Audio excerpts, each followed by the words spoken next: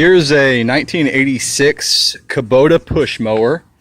Give you a little walk around video. This is a W5019. You can see it's in fantastic shape. It is a 19-inch cut. It's got the 5-horse, supposedly Kubota built engine. It's a 4-cycle. And everything on it, especially for 86, is unbelievable. This thing is way overbuilt. It just looks, it's a very stout machine.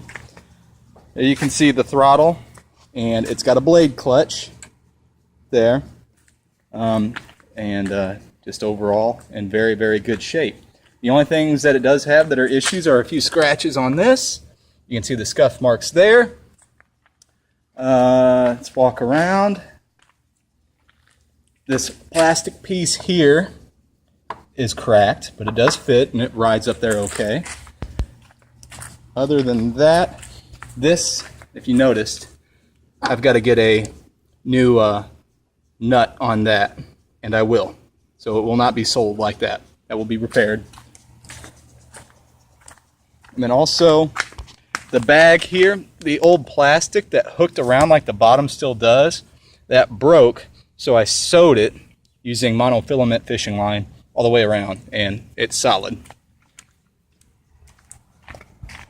This fits right up here like this.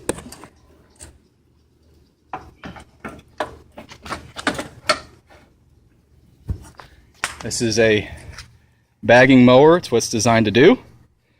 And now we'll start it. It starts usually on the very first pull. Put your foot here.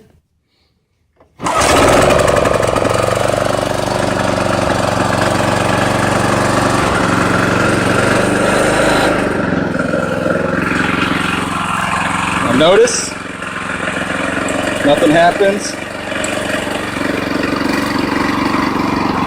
Push that in.